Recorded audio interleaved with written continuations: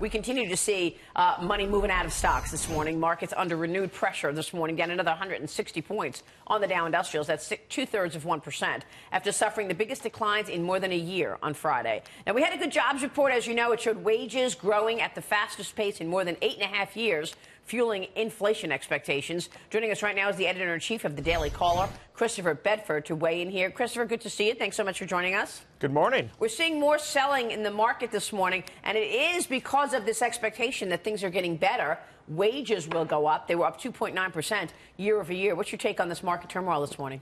And isn't that funny? When things get better, you start to see this kind of turmoil. People I think, are a little bit more skittish than they ought to be over inflation. The American workers are finally ending the stagnation of wages, where they're bringing home some more money. Stocks have been doing well, maybe too well. It's time for a correction, as you pointed out. It's been over really a year since anything has started to go down. But as long as Americans continue to invest this money, to put it into put it into their kids, to put it into their future, to buy products, to go online and pick things up, then that inflation rate won't, I think, reach the levels that has been feared.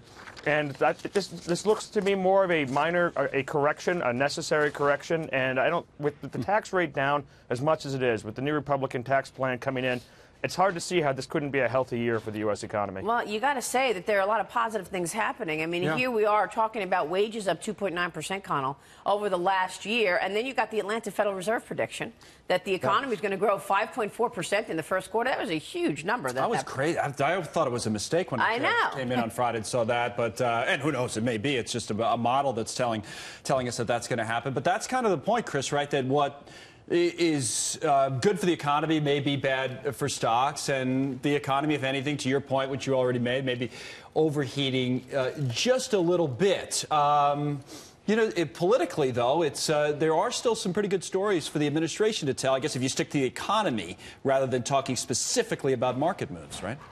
And I expect the president to be touting that today when he goes back on the road. As long as money continues to be reinvested. Because remember, one of the big fears we had is if you cut the corporate rate, maybe companies would just hold on to that. So far, we've seen them spreading it out to the workers. We've seen wages start to rise. If these things continue, the stock market will continue to go up this year. This is it seems to me to just be a correction. Goldman Sachs last week was saying, listen, guys, we're overdue for a correction, but that doesn't mean that we're going to go into some kind of bear market. Don't panic here. The amount of money you made over the last month, you just basically broke even over the last month. People shouldn't panic, and they should continue. Everything's so far looking pretty healthy for the U.S. economy.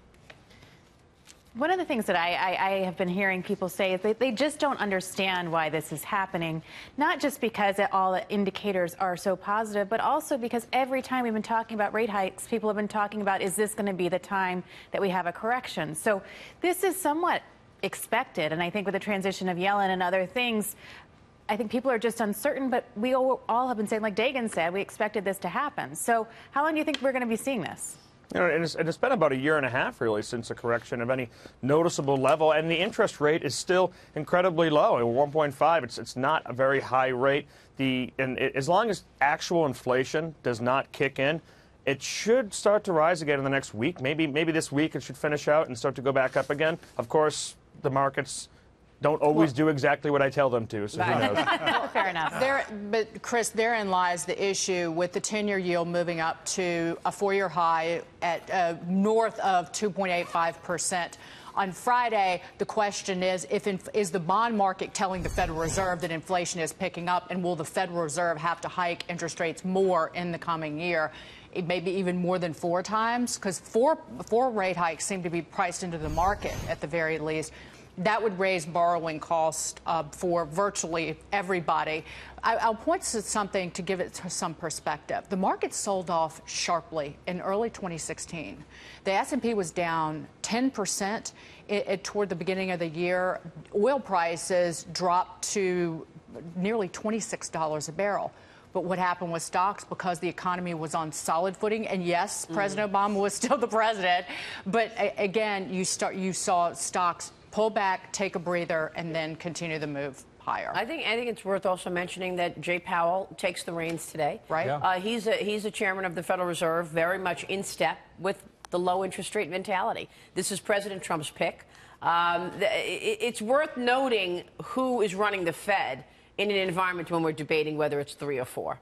Right, but people expect him to essentially pursue what Janet Yellen's been doing, these steady as she goes interest rate hikes. But if inflation really, the underlying inflation rears its ugly head, they don't have a choice but to hike more. So again, it's expectations. It's what's really going on with the underlying economy. I heard a bunch of people on Friday. This is a ridiculous comparison. I feel almost embarrassed bringing it up, but there people were saying, well, making these 1987 comparisons, and one of the things that they brought up was then, which is true, we did have a new Fed chairman coming in at the time. Well, that's true. And it's an unpressidented change that he's got to deal with, the rollback of the $4.5 trillion balance sheet. It's a challenge. So that's his challenge. No doubt. Look, I got to get a couple more stories and your take on them, Christopher. The president going to a manufacturing plant in Cincinnati today. He's expected to talk about the tax reform overhaul. This comes as we got a budget battle on our hands again. Congress expected to pass another short-term spending bill this week to avoid a shutdown, while a pair of bipartisan senators are planning to unveil a proposal that offers a path to citizenship